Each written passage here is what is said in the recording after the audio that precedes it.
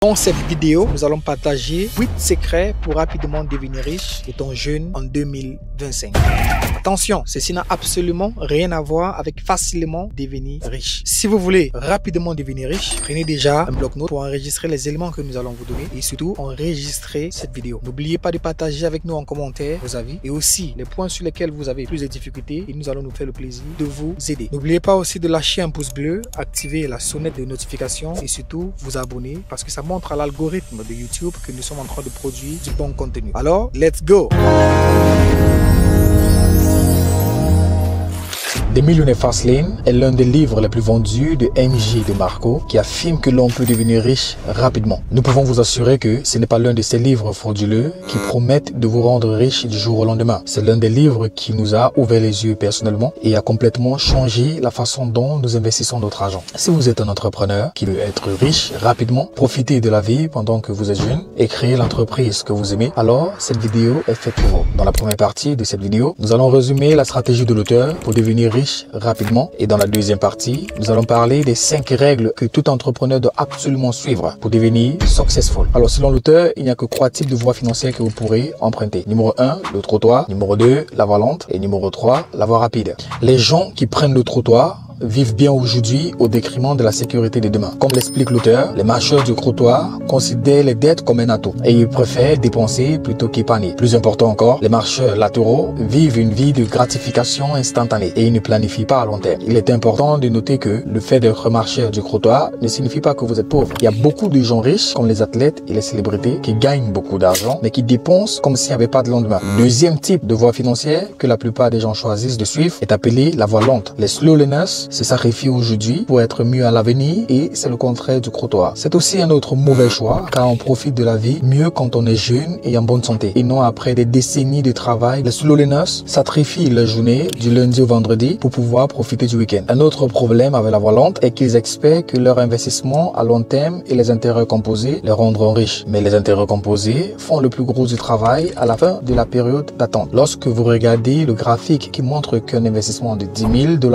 avec 15% d'intérêt rapportera 2,6 millions de dollars en 40 ans. Cela semble formidable. Cependant, ce que la plupart des slow learners ne réalisent jamais, c'est que votre investissement est de $662 000 en 30 ans et de $163 000 en 20 ans. Ce qui signifie qu'une énorme partie de l'argent est accumulée dans la dernière décennie alors que vous êtes déjà très vieux. Voulez-vous vraiment être un homme de 65 ans conduisant une Ferrari? Je suis sûr que vous voulez la conduire quand vous êtes encore jeune et plein de vie. Mais c'est très difficile à faire si vous êtes sur une voie lente. Selon l'auteur, le fait d'avoir un emploi limitera votre richesse. En dehors de cela, l'expérience que vous accumulez est limitée. En un mois, vous apprendrez beaucoup plus à gérer votre propre entreprise qu'en travaillant pour quelqu'un d'autre, même pendant un an. En outre, vous n'avez aucun contrôle sur vos revenus car votre salaire dépend largement de votre patron. L'auteur met aussi ses lecteurs en garde contre les gourous de la finance parce que certains de ces gourous s'enrichissent rarement en suivant leurs propres conseils. En fait, ces gourous s'enrichissent en écrivant des livres, en vendant des séminaires et des cours. Lorsque vous suivez les conseils financiers des gens, assurez-vous que ce qu'ils vous enseigne est quelque chose qui a réellement fonctionné pour eux. Le troisième type de voie financière est la voie rapide. La voie rapide est une route qui permet de faire des affaires, de créer des entreprises et de se constituer rapidement une richesse. Parmi les exemples de la voie rapide, on peut citer une entreprise que l'on crée, une innovation que l'on fait, un logiciel que l'on crée, un système que l'on crée, etc.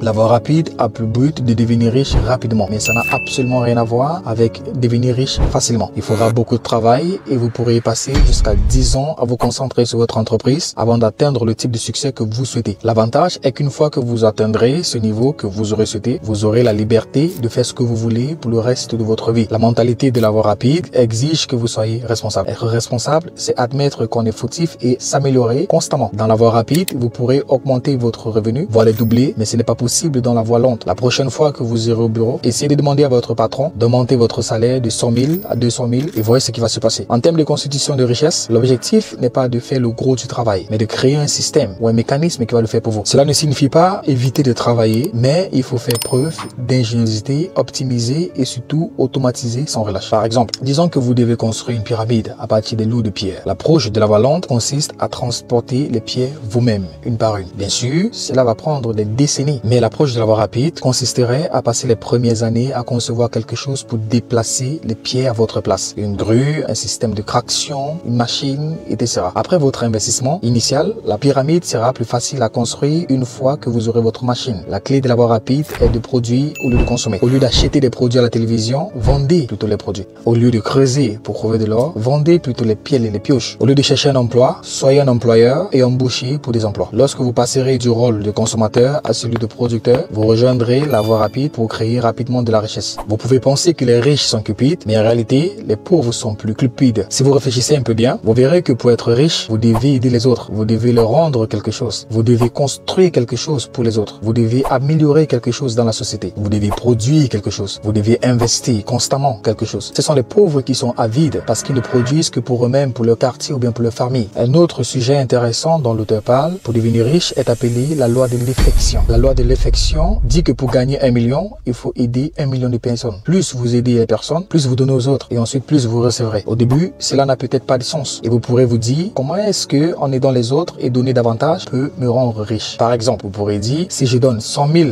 à 100 personnes, comment est-ce que cela va me rendre riche? Vous avez certainement raison. Vous avez raison parce que cela ne vous rendra pas riche parce que ça sera une très mauvaise forme de don parce qu'il est fort probable que les personnes qui reçoivent l'argent de votre part vont faire du shopping pour faire des choses dont ils n'ont même pas besoin. Alors, quelle est la bonne façon de donner? Par exemple, disons que vous créez une pilule qui guérit une maladie ou que vous créez un produit qui aide les personnes âgées. Ce serait une forme de don très élevée. C'est pourquoi Jeff Bezos est plus riche que la dame que vous avez vue hier à la poste. Jeff Bezos a construit Amazon qui aide des milliers de personnes à faire leurs achats facilement et en toute sécurité dans le monde entier. Mais la dame de la poste s'aide surtout elle-même et sa famille. Alors ne vous méprenez pas, nous n'avons rien contre la dame de la poste. Si cette dame veut s'aider elle-même et aider sa famille, il n'y a rien de mal à cela. Mais selon la loi de l'affection, elle ne sera pas riche parce qu'elle n'a pas d'impact global et ne change pas la vie de nombreuses personnes de manière positive. Alors dans la deuxième partie du livre, l'auteur parle de 5 règles auxquelles vous devez absolument obéir si vous voulez construire une entreprise prospère. Vous pouvez également vous en servir comme liste de contrôle pour les entreprises existantes afin de vérifier la solidité des fondations de votre entreprise. Si vous étudiez une entreprise prospère 9 fois sur 10, vous constaterez qu'elle respecte ces 5 règles. La première règle est le besoin. La seule raison d'être d'une entreprise est de résoudre un problème. Lorsque les problèmes sont résolus, l'argent est échangé. Si vous résolvez des problèmes, facilitez les choses, supprimez les désagréments, fournissez un meilleur service, satisfaites des désirs et des envies, vous avez respecté la règle du besoin. Vous pensez qu'une chose aussi simple serait si évidente. Malheureusement, ce n'est pas le cas. Aujourd'hui, la grande idée entrepreneuriale est de faire ce que vous aimez et de suivre votre passion comme si le marché s'en souciait. Le marché ne s'en soucie pas. Si vous avez ce que je veux, vous obtenez mon argent. Les passions, les amours et vos rêves de posséder une grosse maison n'ont absolument aucune importance. S'il y a 10 000 entraîneurs personnels qui font ce qu'ils aiment, mais que seulement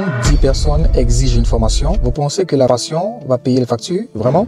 La deuxième règle est la règle d'entrée. La règle d'entrée demande s'il est facile ou s'il est difficile de se lancer dans les affaires. Si quelqu'un de la rue peut facilement lancer votre entreprise, alors il y a un problème parce que là, vous enfreignez la règle d'entrée. Encore une fois, si la création d'une entreprise est aussi simple que remplir un formulaire en ligne ou de s'inscrire à un programme, vous enfreignez la règle d'entrée. L'essence même de l'esprit de l'entreprise est la résolution des problèmes. Et le problème que vous résolvez doit comporter un élément de difficulté. La difficulté est en fait l'opportunité. Si vous faites partie des entrepreneurs qui examinent des idées potentielles et se plaignent que c'est trop difficile, vous dites alors que vous ne cherchez pas à résoudre un problème légitime, mais que vous cherchez plutôt des moyens faciles de gagner de l'argent. Le premier crée des millionnaires et le second crée des poursuiveurs d'argent. La troisième règle est le contrôle. La règle du contrôle est comme le terrain dans lequel vous construisez votre entreprise. Ce terrain vous appartient-il ou est-il loué ou contrôlé par quelqu'un d'autre? Une personne ou une entreprise peut-elle soudainement tirer le tapis sous vos pieds et provoquer une catastrophe commerciale? Un jour, vous gagnez 10 000 $ et le lendemain, vous ne gagnez plus rien. Si 100% de vos clients proviennent d'une recherche gratuite sur Google, vous violez la règle du contrôle. Une modification de l'algorithme de Google peut tuer votre entreprise. Si 99% de vos ventes et de produits proviennent d'une seule plateforme, vous enfreignez la règle du contrôle. YouTube peut vous virer de sa plateforme sans grande explication. Et par conséquent, votre entreprise passe du statut de héros à celui de zéro et pourtant vous n'avez rien fait de mal. Et c'est pourquoi l'auteur ne recommande pas de s'en remettre uniquement à un seul tiers. La quatrième règle est l'échelle. Votre produit peut être mis à l'échelle ou reproduit avec une relative facilité. Ne confondez pas cela avec l'entrée qui est l'entrée dans la création de l'entreprise. L'échelle ici consiste à reproduire le problème difficile que vous avez résolu. Par exemple, si vous créez un service ou un logiciel qui résout un problème dans le domaine dentaire,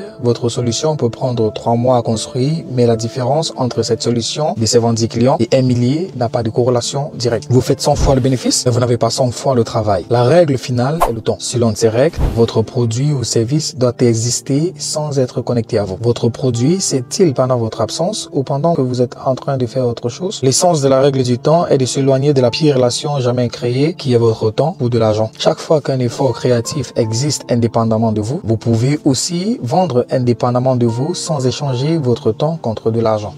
Si vous respectez ces 5 règles, votre entreprise vous honorera en vous offrant des résultats qui changeront votre vie. Voilà, pour voir d'autres résumés de livres similaires sur cette chaîne, restez connectés, abonnez-vous et cliquez sur la sonnette de notification afin d'être informé chaque fois que nous allons ajouter une nouvelle vidéo. Vous pouvez aussi cliquer sur la vidéo qui est en train de s'afficher là parce que ceci va vous permettre de mieux comprendre notre fonctionnement. Comment est-ce que nous comptons, on va dire, retransmettre la richesse et le savoir-faire que nous avons obtenu allant des plus petits aux plus grands. Donc, restez connectés et nous vous promettons que vous ne serez aucunement déçus de toutes les vidéos que nous allons poster sur cette chaîne. Que Dieu vous bénisse.